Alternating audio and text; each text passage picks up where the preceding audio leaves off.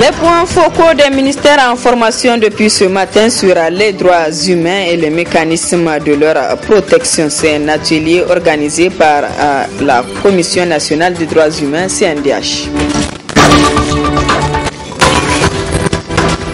L'université suisse UMEF à Niger a procédé ce matin au test d'entrée dans ses facultés aux étudiants désirant faire le bachelor dans l'excellence suisse.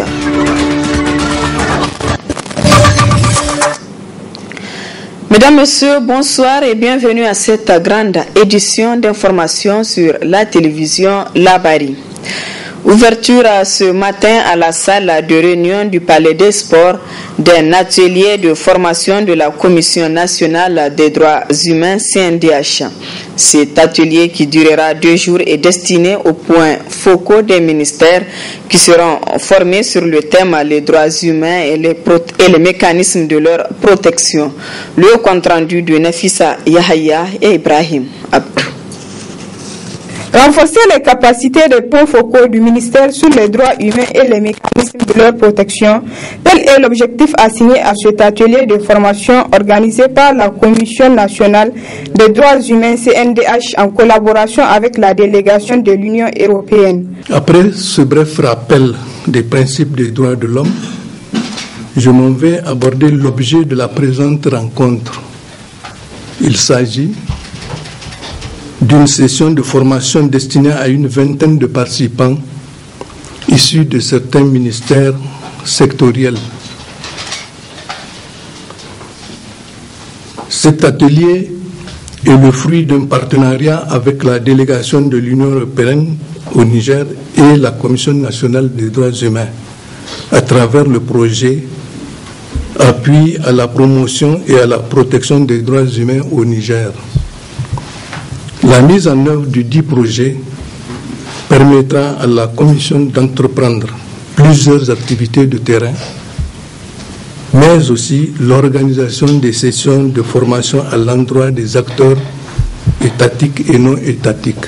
Occasion pour le rapporteur général adjoint de la CNDH de rappeler la nécessité de cette formation pour les points focaux.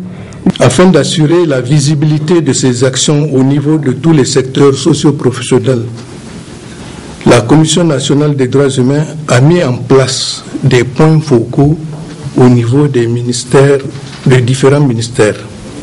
Elle a en effet senti la nécessité d'outiller ces points focaux en matière de droits humains et de promotion de la démocratie, ce qui justifie la tenue de cet atelier de formation sur les droits humains et les mécanismes de prévention. Pendant 2 jours, d'éminents conférenciers aborderont des aspects liés aux droits humains, aux mécanismes de prévention dans l'optique de répondre à certaines attentes de la CNDH. Enfin, le rapporteur général de la CNDH a tenu à remercier la délégation de l'Union européenne pour son soutien. Cet atelier est prévu pour durer 2 jours. ICRISAT Niger tient depuis ce matin un atelier sur la biofortification des cultures. Le sorgho et le mil en Afrique de l'Ouest seront au centre de leur discussion. Plusieurs pays participent à cet atelier. Le compte-rendu de Abdul Razak Hamidou et Halidou Bouraima. Ils seront une demi-douzaine de pays qui prendront part à cet atelier sur la biofortification des cultures, notamment le sorgho et le mil en Afrique de l'Ouest. Une collaboration qui s'annonce d'ores et déjà pleine d'enrichissement.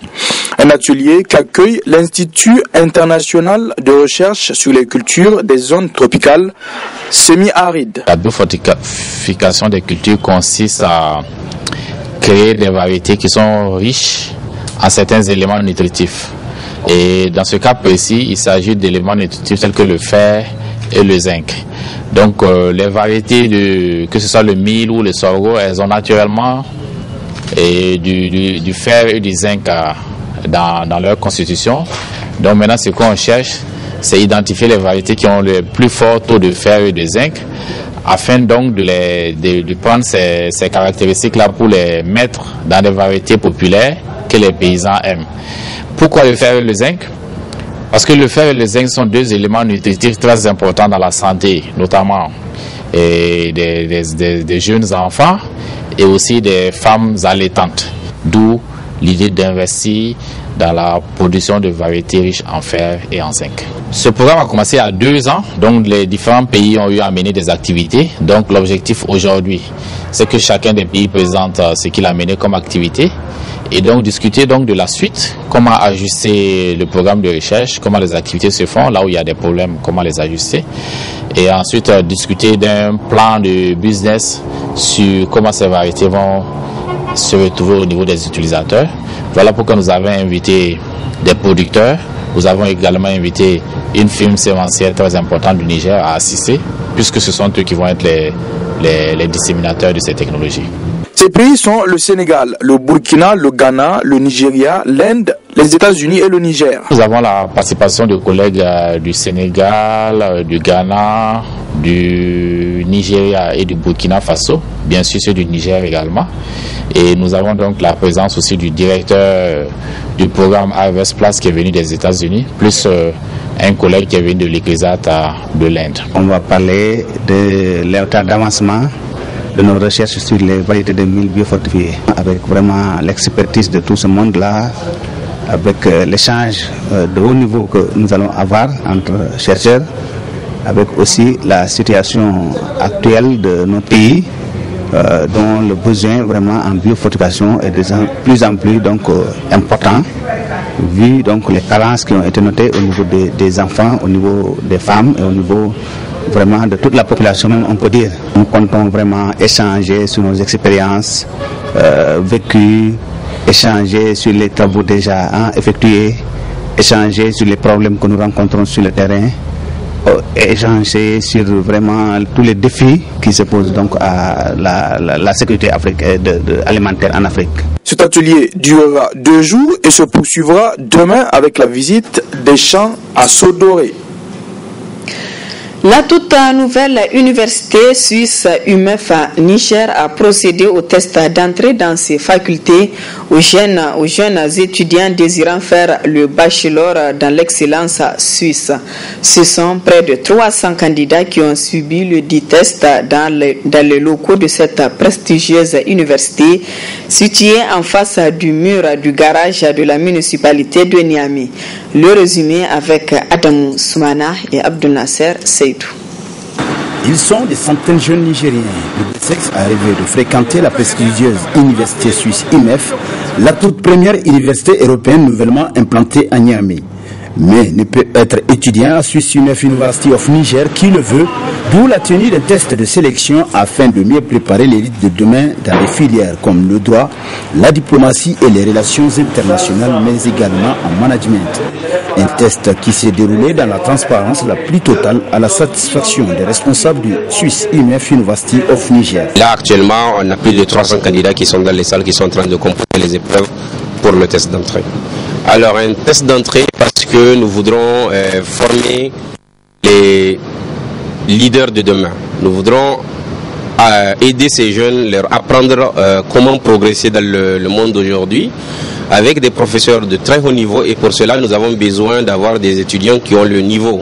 C'est pour cela que nous organisons ce test pour sélectionner les meilleurs d'entre eux qui seront bénéficiaires d'une bourse d'études, de la bourse complète à la demi-bourse, et puis les autres qui ne seront pas au bénéfice d'une bourse doivent avoir quand même 10 sur 20 pour espérer rentrer dans notre université pour faire leurs études. Mais pour les masters, c'est une acceptation sur dossier, le dossier est validé, ensuite le candidat est convoqué à un entretien avec la commission académique, un entretien de 20 minutes, et c'est à l'issue de ces deux éléments que le candidat est retenu ou refusé.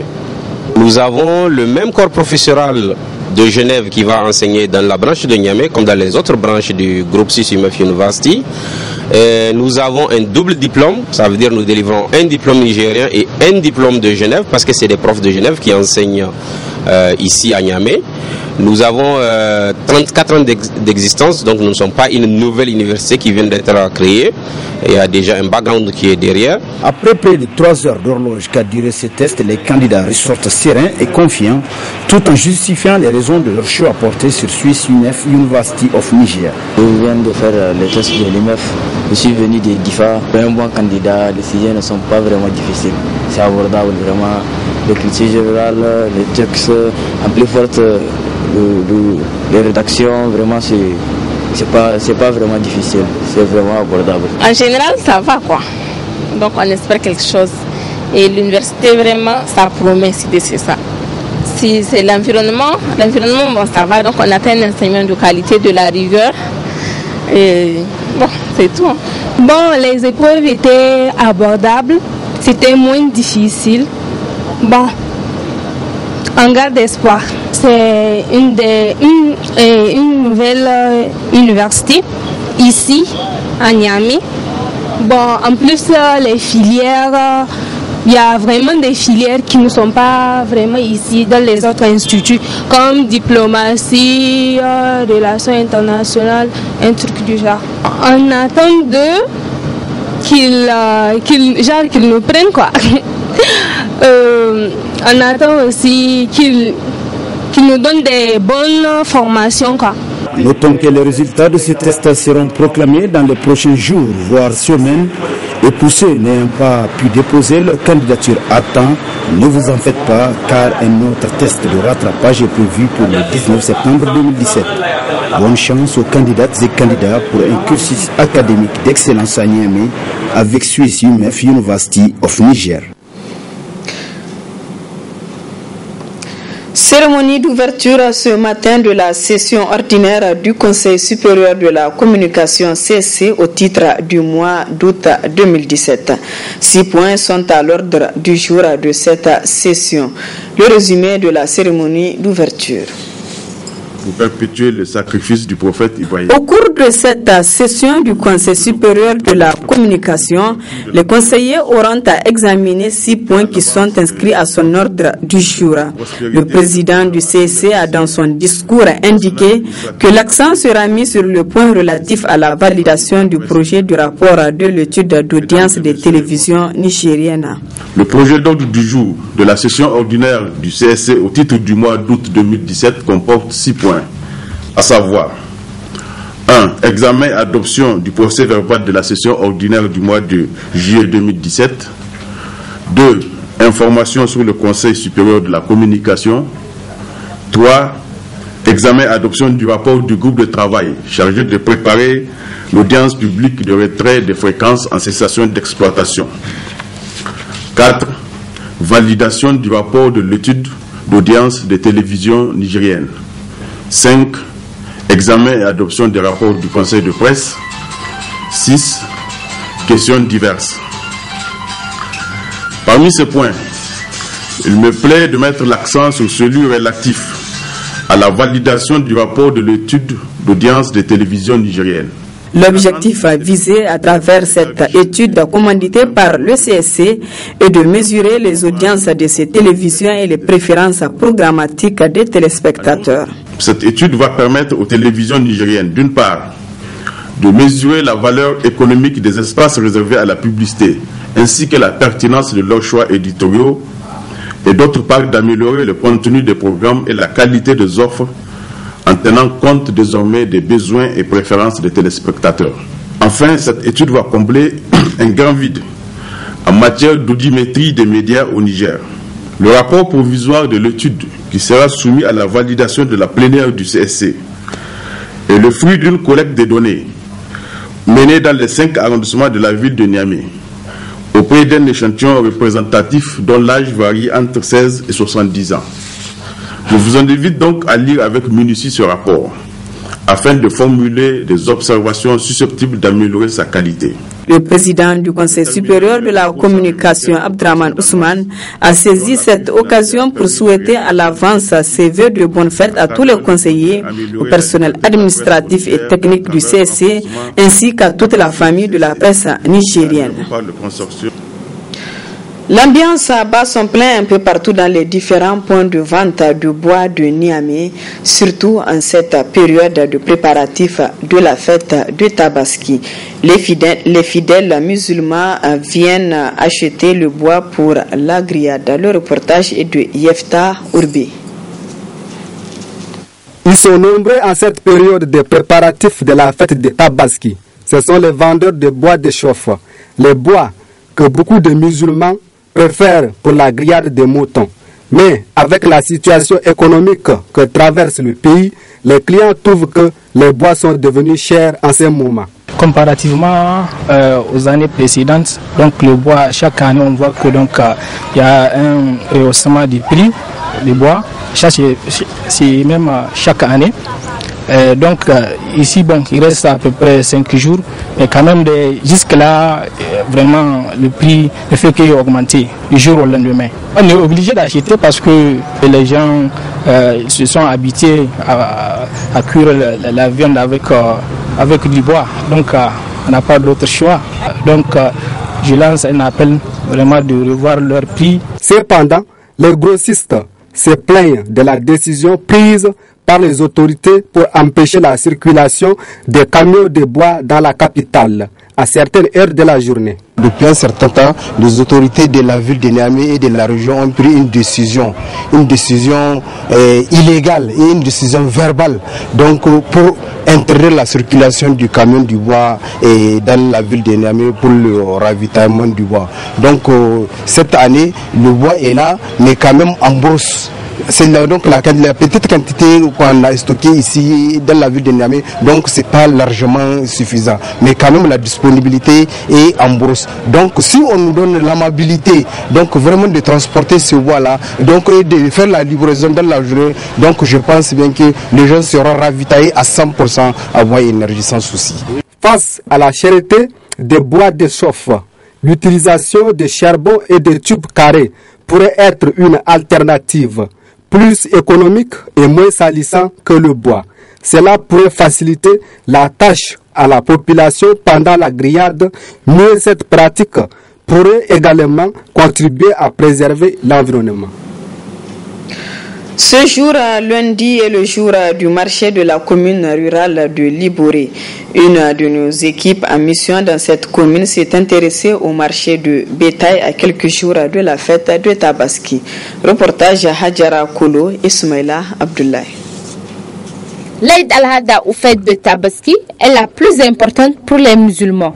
La population s'active dans les préparatifs. Nous sommes ici au nouveau marché de bétail de Liboré, un marché bien animé. Des clients se bousculent. Chacun cherche le mouton à la hauteur de sa poche.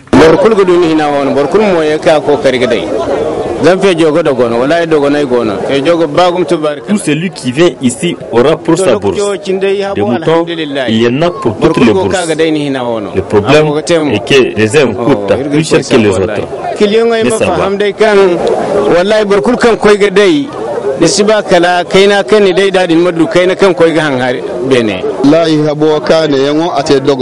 Le mouton coûte très cher déjà à la base et c'est normal que les clients trouvent le prix de mouton très cher. Mais ça va, chacun aura pour sa bourse. Je suis venu acheter moi aussi des moutons, j'ai accompagné un ami aussi qui a acheté. Les prix ont un peu rehaussé. Un peu rehaussé parce que un ami vient d'acheter un truc 2 à 153 000 à raison de 75, un peu plus de 75 quoi. Les prix commencent à monter, hein. Vraiment la situation est difficile. Pour le gérant, c'est un sentiment de satisfaction. Ces derniers jours, le marché reste animé, ce qui fait l'affaire des responsables du marché. Nous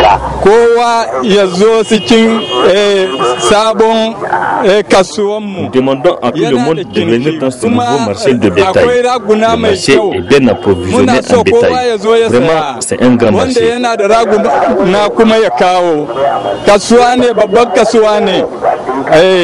Le chef du village de Tonkoubangoulou profite de l'occasion pour appeler la population de Liboré et celle des localités environnantes de visiter ce marché. Il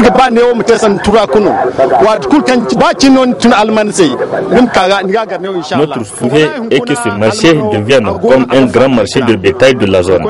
Les détails ne coûtent pas trop cher ici. Les prix varient d'un mouton à un autre.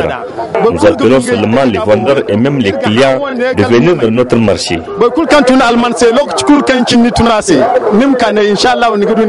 Cependant, les clients demandent l'indulgence des vendeurs de revoir les prix face à la morosité économique du pays. Voilà, mesdames, messieurs, ici prend fin ce journal. Merci à vous de l'avoir suivi et excellente soirée en compagnie du programme de la télévision Labari.